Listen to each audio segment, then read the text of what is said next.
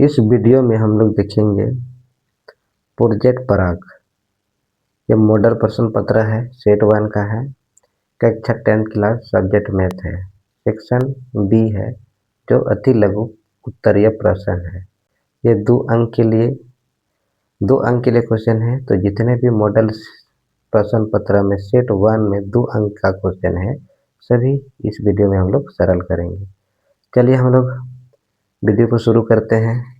तो पहला नंबर है इसका, यानी कि 31 नंबर में इसका क्वेश्चन है, अभाज्य गुणनखंड विधि द्वारा 510 और 92 का HCF और LCM ज्ञात करना है। तो चलिए इसको सरल करते हैं। तो सबसे पहले इसका अभाज्य गुणनखंड निकालेंगे। 510 का अभाज्य गुणनखंड निकालेंगे। सबसे पहले 2 से 2 दूनी 4, तो 11, यहाँ से 1 बचा, 11 2 पंचे 10, 2 पंचे 10 होगा। फिर ये 2 से तो होगा नहीं, ये विषम संख्या, इसलिए 3 से, 3 8 24, यहाँ से 1 बचा, 3 बच्चे 15 होगा। फिर यहाँ से ये 3 से होगा नहीं, तो इसलिए क्या स्थान पे 5 है, तो 5 से होगा। 5 के 5, यहाँ से 3 बचा, 35 होगा। 7 5 7 35 होगा। और इसके बाद ये तो अभाज्य संख्या है, इसीलिए यहाँ पर कितना से कर सकते हैं, डायरेक्ट 17 से कर सकते हैं, 17 एकम 17। फिर उसी तरह यहाँ पर हम लोग कितना निकालेंगे, 92 का अभाज्य गुणनखंड निकालेंगे। तो 92 का 2 से, ये सम संख्या है, इसलिए सम संख्या से हम लोग करेंगे। 2 दूनी 4, और यहाँ पर कितना है, 92 है, 9 है, यानी कि 2 4 8, 1 बचा, 2 6 12। फिर 2 से होगा, 2 दूनी 4, 2 3 6, 23 भी अभाज्य संख्या है, इसलिए ये अभाज्य संख्या 23 से ही एक बार होगा। अब इसमें हम लोग लिखेंगे 510 का गुणनखंड के रूप में, यानी कि 2 गुना 3 गुना 5 गुना 17 होगा। और यहाँ पर 92 का होगा 2 गुना 23। अब इन दोनों का क्या निकालेंगे, सबसे पहले 510 और 92 का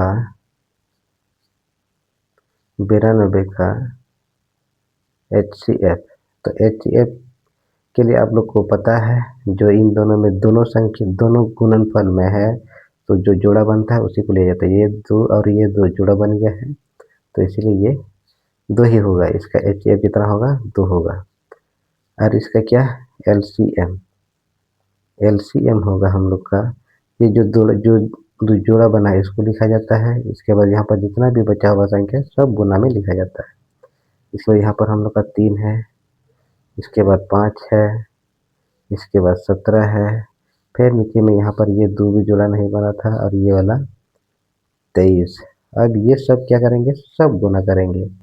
अब देखो बच्चों, अब इसको सब गुना करके देखेंगे आप लोग, ये इसका गुणनफल होगा 23,460 होगा। तो इसी तरह से इस क्वेश्चन का ये सही आंसर है। ये HCF का 2 होगा, और LCM यानी कि मौसों का 2 होगा, और लौसों का 23,460 होगा। अब चलिए अगला क्वेश्चन हम लोग देखेंगे।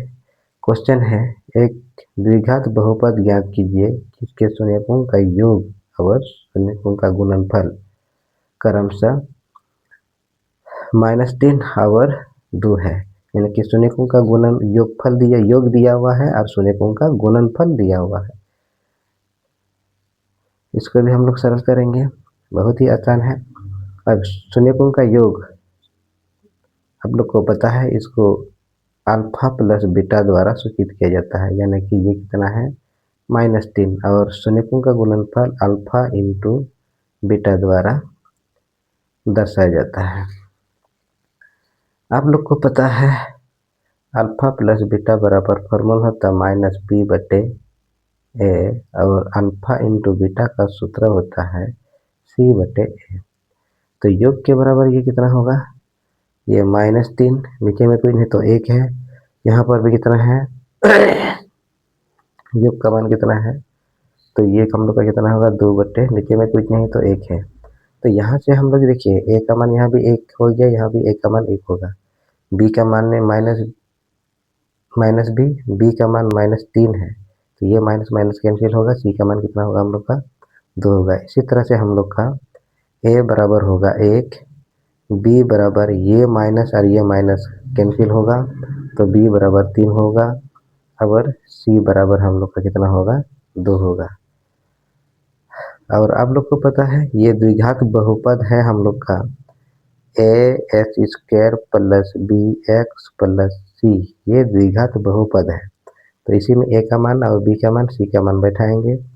यहाँ पर एक ए की जगह पर 1 लिखेंगे, एक्स स्क्वायर प्लस बी की जगह पर हम लोग क्या लिखेंगे 3, यहाँ पर एक्स है, प्लस सी की जगह पर कितना लिख सकते हैं 2 लिख सकते हैं। तो यहाँ पर 1 के साथ किसी भी संख्या को गुना करेंगे, 4 संख्या या 4 संख्या गुना करेंगे तो उतना ही होता है। इसीलिए यहाँ पर क्या लिखा जाता है, यानी कि x square plus 3x plus 2, ये इसका सही आंसर है।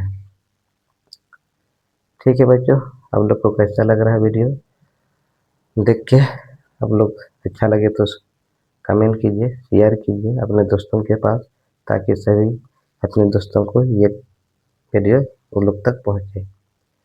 अगला क्वेश्चन है हम लोग का, दो संख्याओं का अंतर 26 है और एक संख्या दूसरी संख्या की, यहाँ पर मिस्टेक है, 3 गुनी है।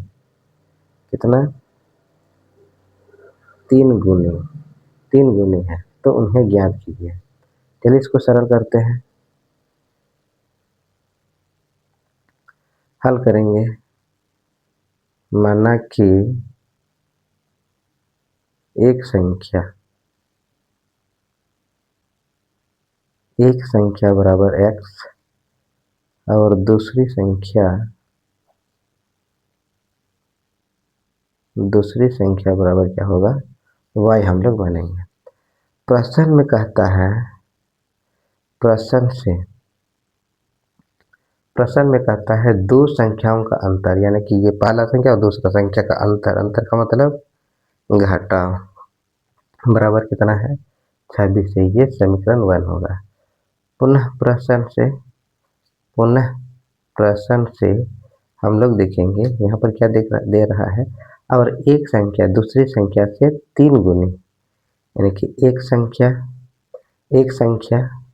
से दूसरी संख्या कितनी गुनी 3 गुनी है, ये हम लोग का समीकरण 2 है। अब इसको हम लोग सरल कर सकते हैं। अब हम लोग सरल करेंगे, समीकरण 1 में x बराबर कितना रखेंगे 3y रखेंगे। अब देखिए कैसे सरल करते हैं, यहाँ पर लिखेंगे समीकरण 1 में x बराबर 3y रखने पर, अब 3y रखेंगे कहाँ पर, x की जगह पर। हम लोग का समीकरण 1 है हम लोग का x माइनस वाई बराबर 26 है, तो x की जगह पर हम लोग क्या लगाएंगे 3y लगाएंगे, यानी कि 3y होगा माइनस वाई बराबर कितना होगा 26 होगा। इसी तरह से हम लोग का होगा, तो ये 3y से एक y को माइनस घटाव करेंगे तो कितना बचेगा हम लोग का 2y बराबर कितना होगा 26, यानी कि y बराबर होगा 26/2। जब गुना में रहता है तो जब इसको बराबर संख्या को बराबर से इधर इस साइड लेके जाते हैं, बराबर से इधर, तो गुना में रहता है तो भाग होता है, भाग में रहता है तो गुना होता है, और जोड़ में रहता है तो घटा होता है, घटा में रहता है तो जोड़ होता है। उसी तरह यहाँ पर गुना में है, जब बराबर से इधर करें तो क्या होगा भाग में होता है, तो ये होगा 13 के 13, 13 दूनी 26 होता है, यानी कि 2 के 2, 2 3 6। इसी तरह से y का मान कितना होगा 13। अब x का मान निकालेंगे, समीकरण 2 में y बराबर 13 रखने पर, समीकरण 2 में हम लोग y बराबर कितना रखेंगे 13 रखेंगे, 13 रखने पर। अब समीकरण 2 हम लोग का कितना है, x बराबर 3y, यानी कि x बराबर 3 इंटू 13, यानी कि गुना करेंगे तो हम लोग का होगा 13 तिया 39। इसी तरह से इस क्वेश्चन का आंसर है x बराबर 39 और y बराबर होगा 13। ये क्वेश्चन का ये एक सही आंसर है। जब इन दोनों को घटाव करेंगे तो कितना होगा, 39 से 13 को माइनस करेंगे तो कितना होगा, 26 होगा। फिर अगला क्वेश्चन हम लोग देखेंगे, ये 33 नंबर का क्वेश्चन है। अगला क्वेश्चन है हम लोग का, यहाँ पर 34 नंबर में क्वेश्चन है हम लोग का, किसी एपी का 17वां पद उसके 10वें पद से 7 अधिक है, इसका सर्वांतर ज्ञात कीजिए। अब इसका सर्वांतर हम लोग को ज्ञात करना है। चलिए, 17वां पद का मतलब A17 बराबर 10वां पद का मतलब A10 से कितना अधिक है, 7 अधिक है। हम लोग इसको इस तरह से लिख सकते हैं, यहाँ पर क्वेश्चन दिया हुआ है किसी एपी का 17वां पद उसके 10वें पद से 7 अधिक है, तो 17वां पद से 17वां पद 10वें पद से 7 अधिक है। अब हम लोग इसको सरल करेंगे, 17वां पद का सूत्र बैठाएंगे तो A प्लस 16D बराबर होगा A प्लस 10, A10 का सूत्र होगा A प्लस 9D बराबर, इधर कितना बचा, यहाँ प्लस बराबर नहीं, प्लस है प्लस 7। अब ये तो कैंसिल होगा, अब समान पद को एक साइड करेंगे, यह इधर में है 16D और ये 9D है, ये सेट करेंगे तो माइनस 9D बचेगा बराबर 7 बचेगा इधर।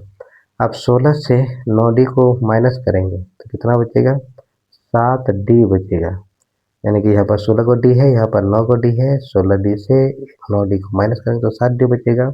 इसी तरह से आंसर होगा D बराबर 7/7, तो भाग करेंगे 1 तो सर्व अंतर यानी कि D बराबर इसका आंसर कितना, 1, इसका सही आंसर है। फिर अगला क्वेश्चन है यहाँ पर 35 नंबर क्वेश्चन में है, ABCD एक समलंब है जिसमें AB समांतर BC है, BC नहीं, यहाँ पर हम थोड़ा सा मिस्टेक है, यहाँ पर क्या होगा DC, AB समांतर DC है तथा इसके विकर्ण परस्पर बिंदु O पर प्रतिच्छेद करते हैं, तो सिद्ध कीजिए कि AO/BO बराबर CO/DO है। ये हम लोग को सिद्ध करना है। चलिए, सबसे पहले हम लोग समलंब एक बनाते हैं, समलंब चतुर्भुज। ये हम लोग का एक समलंब चतुर्भुज है, ये मान बैठाएंगे ABCD है, ये इसका विकर्ण है, ये इसका विकर्ण है। तो यहाँ पर दोनों विकर्ण परस्पर बिंदु O पर प्रतिच्छेद कर रही है, O पर प्रतिच्छेद करें तो हम लोग को सिद्ध करना है AO/BO बराबर CO/DO, ये हम लोग को सिद्ध करना है। चलिए ठीक है, हम लोग देखेंगे कैसे किस प्रकार सरल किया जाता है। AB के समांतर एक यहाँ पर E बैठा था, यानी कि E को O से E को मिला दिए हैं, तो इसके किस प्रकार की किए हैं, ये रचना की है हम लोग अपने से, यानी कि AB के समांतर ये वाला भी हम लोग रचना में लिखे हैं, रचना की है। चलिए हम लोग सरल करेंगे इसको, यानी कि दिखाना है। अब हाँ, यहाँ पर लिखेंगे दिया है, अब क्या क्या दिया है उसमें लिखा जाता है, दिया है कि ABCD एक समलंब है जिसमें AB समांतर DC है तथा इसके विकर्ण AC तथा BD बिंदु O पर क्या करती है, प्रतिच्छेद करती है, प्रतिच्छेद करते हैं, प्रतिच्छेद करते हैं। हम लोग को सिद्ध करना है सिद्ध करना है कि AO बटे BO बराबर CO बटे DO। ये हम लोग को सिद्ध करना है। हम लोग रचना में लिख सकते हैं। रचना में हम लोग क्या किए हैं? रचना में हम लोग किए हैं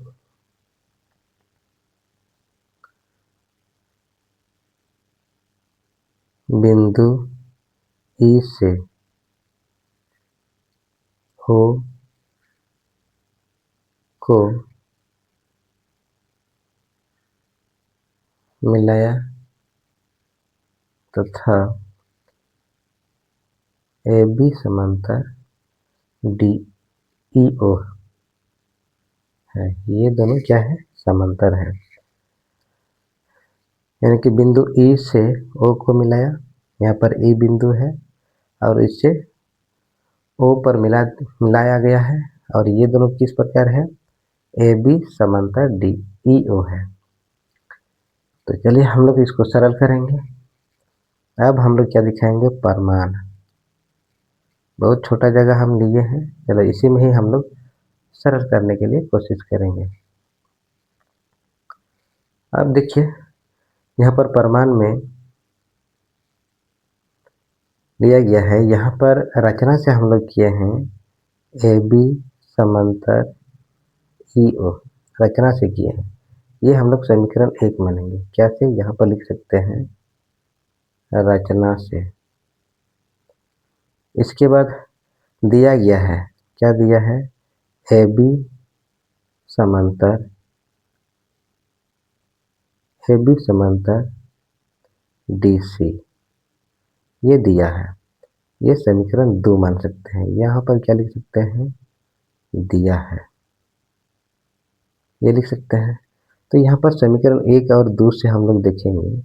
समीकरण 1 और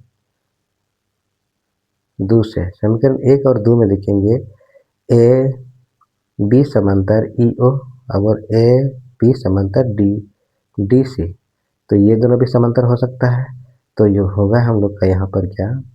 EO समांतर DC भी क्या होगा? समांतर होगा। तो ये हम लोग का समीकरण 3 होगा। बहुत छोटा जगह है, इसी में हम लोग एडजस्ट करने के लिए कोशिश करेंगे। किस प्रकार से हम लोग सत्यापित कर पा रहे हैं इस छोटा सा जगह में, देखिए। अब हम लोग त्रिभुज लेंगे ACD में, त्रिभुज ACD में, ठीक। ACD में लेंगे तो यहाँ पर हम लोग का क्या क्या होगा? ये और ये समांतर है।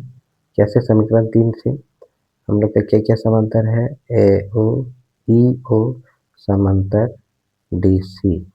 यहाँ पर लिख सकते हैं समीकरण 3 से, समीकरण 3 से। तो यदि ये दोनों समांतर है तो क्या होगा हम लोग का? AE बटे ED बराबर होगा AO बटे CO। ये हम लोग का समीकरण 4 होगा। उसी तरह से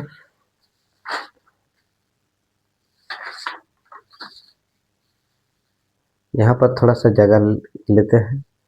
थोड़ा सा हम लोग को छोटा सा यहाँ पर छोटा पड़ गया है, छोटा हो गया है।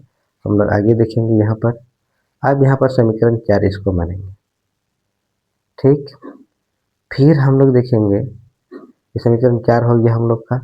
तो यहाँ पर हम लोग देखेंगे क्या? फिर त्रिभुज, यहाँ पर देखिए त्रिभुज ACD हम लोग ले चुके हैं। तो हम लोग एक बार त्रिभुज क्या लेंगे? ABD में। तो यहाँ पर क्या लेंगे? त्रिभुज ABD में। जब ये लेंगे तो हम लोग का क्या क्या समांतर है? AB समांतर EO। ये किससे? हम लोग का रचना से समांतर है। रचना से हम लोग यहाँ पर लिख सकते हैं, रचना से, ठीक। जब ये दोनों समांतर है तो हम लोग का क्या होगा, हम लोग का ए ई बट्टे ई डी बराबर होगा बी ओ बटे टी ओ। ये समीकरण 5 होगा। इसी तरह से हम लोग का समीकरण 4 और ये समीकरण 5 है, इन दोनों को क्या करेंगे, ये समीकरण 1 और नहीं 4 और 5 से हम लोग इसको सरल करेंगे। यहाँ पर सरल करेंगे, यहाँ पर लिखेंगे समीकरण 4 तथा 5 से, समीकरण 4 तथा 5 से। अब दोनों में देखिए ए ई बटे ई डी, दोनों इसमें भी बराबर से इधर वही है, यहाँ पर भी वही ए ई बटे ई डी, तो ये दोनों क्या होगा, ये दोनों बराबर होगा, ये दोनों बराबर तो ये दोनों भी बराबर होगा, यानी कि हम लोग का क्या बराबर होगा, ए ओ बटे सी ओ बराबर बी ओ बटे डी ओ, ये हम लोग का बराबर होगा। तो ये बराबर होगा, तो हम लोग इसको कैसे लिख सकते हैं, इसको गुना गुनी गुना कर सकते हैं, या यानी कि ए ओ गुना डी ओ बराबर बी ओ गुना सी ओ। हम लोग को सिद्ध करना है क्या, ए ओ बटे बी ओ बराबर सी ओ बटे डी ओ, ये हम लोग को सिद्ध करना है। इसीलिए हम लोग यहाँ पर लिख सकते हैं ये ए ओ बटे, ये वाला बराबर से इधर करेंगे तो किस में आएगा, बटे में आएगा, तो बी ओ लिख सकते हैं। इधर क्या है, सी ओ है, और इसको बराबर से इधर करेंगे तो किस में आएगा, बटे में आएगा। तो ये हम लोग को सिद्ध करना था।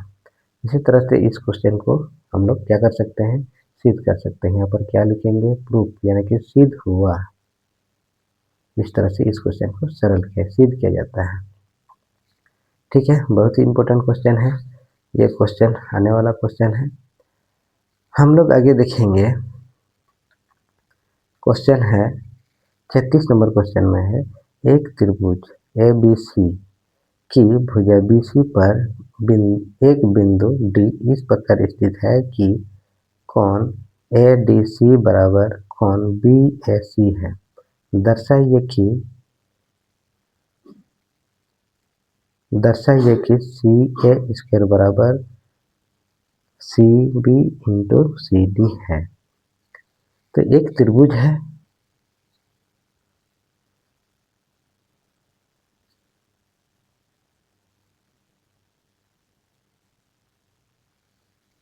ये ए बी सी है, और यहाँ पर एक बिंदु बी सी पर एक बिंदु डी है, ये इस प्रकार स्थित है कि ये कोण और ये कोण क्या है, बराबर है। तो सिद्ध करना है हम लोग को सी ए स्क्वायर बराबर C B into C D, ये सिद्ध करना है। ये बहुत इंपॉर्टेंट क्वेश्चन है, इसको ध्यान से देखेंगे।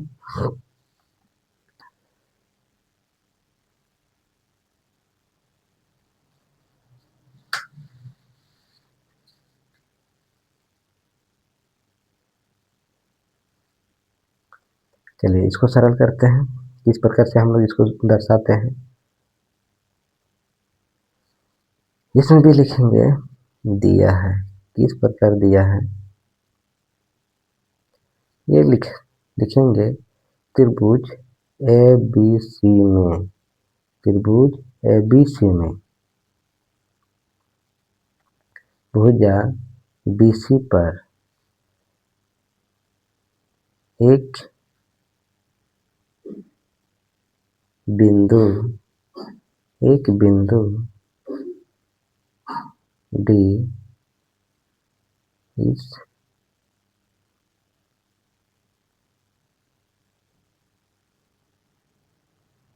प्रकार स्थित है कि कोण ए डी सी बराबर कोण बी ए सी है।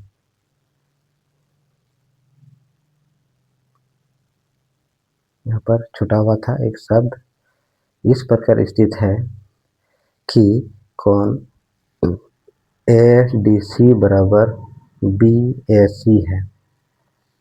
तो हम लोग को सिद्ध करना है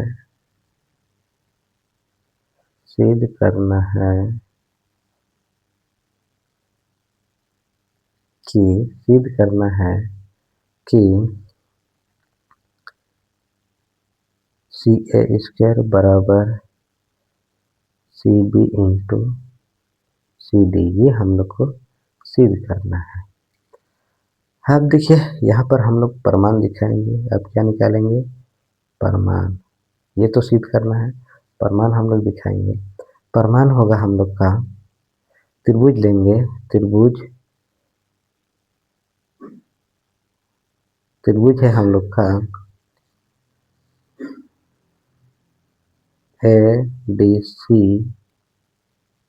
तथा त्रिभुज BAC में, ये त्रिभुज लेंगे तो इसमें देखेंगे क्या क्या बराबर है। ये तो बराबर दिया हुआ है, यानी कि कोण ADC बराबर कोण BAC, ये तो दिया है, बराबर दिया हुआ है, यहाँ पर लिखेंगे दिया है। इसके बाद दोनों त्रिभुज के लिए यहाँ पर देखेंगे, ये जो C है ये उभयनिष्ठ होगा, दोनों त्रिभुज के लिए है, इसीलिए कोण ACD बराबर कोण BCA, ये क्या है? उभयनिष्ठ। क्या कोण कहा जाता है? उभयनिष्ठ कोण कहा जाता है। ये उभयनिष्ठ कोण है। इसी तरह से ये दो कोण क्या हो जाते हैं? बराबर होते हैं। तो यहाँ पर लिख सकते हैं अतः त्रिभुज ADC समरूप त्रिभुज BAC किसके आधार पर? ये होगा AAA, दो कोण बराबर हो गया ना, इसीलिए इसको किसके आधार पर सर्वसमता है? AAA सर्वसम समरूपता।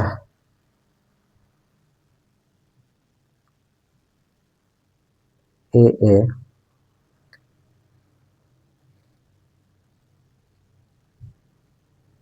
समरूपता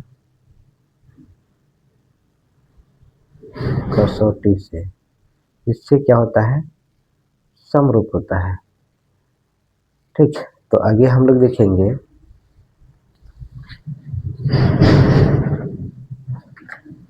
तो आगे इसको हम लोग आगे सरल कर सकते हैं। ये तो सर्वसम तो हो गया, समरूप तो हो गया, तो किस प्रकार बराबर होता है? तो होगा इसमें जब ये दोनों सर्वसम होते हैं तो इसके भुजा के सम्मुख भुजा क्या होती है? भुजाओं का अनुपात के बराबर होता है। तो यहाँ पर ये वाला कोण यानी कि ADC, इसके सामने वाला भुजा क्या है? CA लिख सकते हैं, बटे ये वाला कोण बराबर हुआ था ना, तो इसीलिए उसके सामने वाला भुजा क्या होगा? CB होगा, बट्टे क्या लिख सकते हैं? CB बराबर, इसके बाद बीच वाला ABC वाला, इस त्रिभुज के लिए ये वाला जो बीच वाला भुजा क्या होगा? CD, और इसके जो बीच वाला भुजा है त्रिभुज BAC के लिए ये कोण और ये कोण बराबर होते, तो ये वाला बीच वाला भुजा हम लोग लेंगे तो क्या होगा? CA। अब इसको क्या करेंगे? कोनाकुनी गुना करेंगे। जब कोनाकुनी गुना करेंगे तो होगा हम लोग का CA गुना CA बराबर CB गुना CD, यानी कि इसको गुना कर सकते हैं, तो गुना करेंगे तो क्या होगा? CA² बराबर CB इंटू CD। ये हम लोग को क्या करना था? सिद्ध करना था, जैसे हम लोग यहाँ पर लिखे थे। सिद्ध करना है कि CA² बराबर CB इंटू CD, ये हम लोग को क्या करना है? सिद्ध करना था। तो इस प्रकार से इस क्वेश्चन को सिद्ध किया जाता है। तो यहाँ पर हम लोग क्या लिखेंगे? प्रूफ, यानी कि सिद्ध हुआ। तो इस तरह से इस क्वेश्चन को सरल किया जाता है। चलो नेक्स्ट क्वेश्चन है हम लोग का, ये बहुत इंपॉर्टेंट क्वेश्चन है ये भी। ये मान ज्ञात कीजिए, sine 60 degree into cos 30 degree plus sine 30 degree into cos 60 degree. हम लोग को पता है साइन 60 डिग्री का मान कितना है? √3/2। यहाँ पर कुछ नहीं, इसका मतलब गुना का चिन्ह है। कॉस 30 डिग्री का मान कितना है? √3/2 प्लस है, प्लस लिखेंगे। साइन 30 डिग्री का मान आप लोग को पता है 1/2 होता है, इंटू cos 60 डिग्री का मान भी कितना होता है 1/2। अब इसको सरल करेंगे, √3 को गुना करें तो 3 होगा, 2 को गुना करेंगे तो 4 होगा, यहाँ पर 1, यहाँ पर 4 होगा, 1 को गुना कर तो 1 होगा, 2 को गुना तो 4 होगा। अब इसको क्या करेंगे, एलसीएम लेंगे तो 4 होगा। तो जब ये दोनों बराबर रहता है तो ऊपर वाला संख्या वही लिखा जाता है बाबू। ये बहुत आसान क्वेश्चन, सरल है, इसीलिए दोनों को जोड़ेंगे तो क्या क्या होगा, 3 और 1 को जोड़ेंगे तो 4, 4/4, इसको कटेंगे तो कितना होगा, 1 होगा। इसका सही आंसर कितना होगा तब, 1 होता है। ठीक है, अब लास्ट क्वेश्चन इस वीडियो, आज का ये लास्ट क्वेश्चन है। ये लास्ट क्वेश्चन है एक थैले में 3 लाल और 5 काली गेंद है। इस थैले में से एक गेंद यदृच्छया निकाली जाती है। इसकी प्रक्रिया क्या है कि गेंद लाल हो। दूसरा नंबर में लाल नहीं। इस प्रक्रिया का, इसका क्या ज्ञात करना है, प्रक्रिया ज्ञात करना है। प्रक्रिया बराबर आप लोग को पता है फॉर्मूला क्या होता है, अनुकूल परिणामों की संख्या बटे कुल संख्या।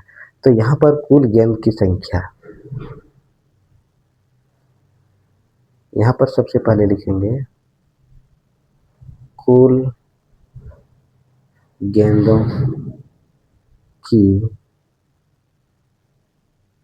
संख्या बराबर होगा कितना, 3 + 5 कितना होगा, 8 होगा। अब ये हम लोग का कुल परिणामों की संख्या हो गया। अब यहाँ पर क्या लिखा हुआ है, पहला नंबर में लाल हो तो लाल आने की तरफ लाल गेंद की प्रक्रिया कितना है, तो ये हम लोग को ज्ञात करना है। तो लाल गेंद कितने हैं, 3 है। लाल गेंद की संख्या हम लोग लिख सकते हैं कितना है, 3 है। तो यहाँ पर हम लोग क्या लिखेंगे, लाल आने की प्रक्रिया ज्ञात करना है। क्या ज्ञात करना है, लाल गेंद आने का प्रक्रिया बराबर होगा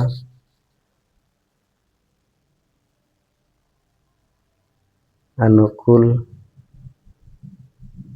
परिणामों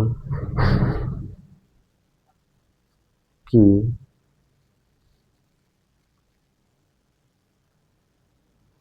संख्या बटे कुल परिणामों की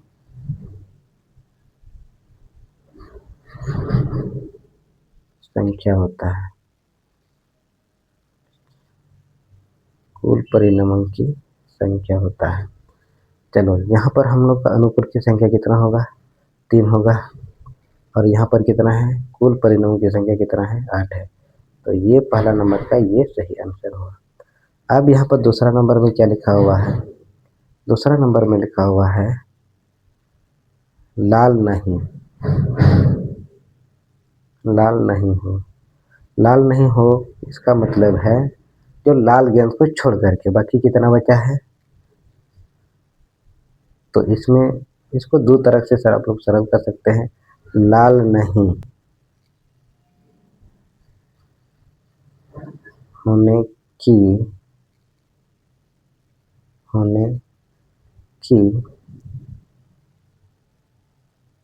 संख्या बराबर, यहाँ पर कितना होगा, लाल को बात करेंगे तो यहाँ पर 5 बचेगा।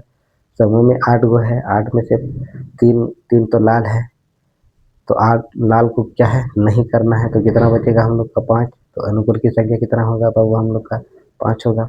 इसीलिए यहाँ पर हम लोग लिख सकते हैं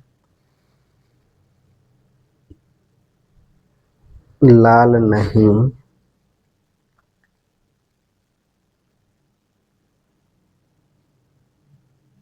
आने की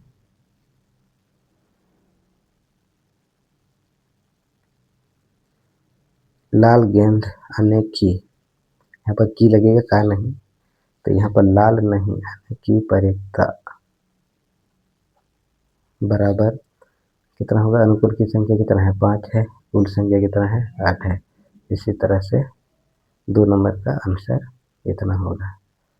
तो ठीक है, इस वीडियो में हम लोग देख लिए बहुत सारा क्वेश्चन मॉडल प्रश्न पत्र का, ये क्वेश्चन है, बहुत सारा क्वेश्चन हम लोग देखे, यानी कि 31 से 38 क्वेश्चन नंबर तक है। तो ये 2 अंक के लिए क्वेश्चन आता है। तो ठीक है, इस वीडियो में इतना ही। नेक्स्ट वीडियो में हम लोग देखेंगे सेट 1 का ही मॉडल प्रश्न पत्र सेट 1 का ही अब 3 अंक वाला जो क्वेश्चन आता है उसी को हम लोग देखेंगे और सरल करेंगे। ठीक है, इस वीडियो के लिए इतना ही। वीडियो देखने के लिए थैंक यू।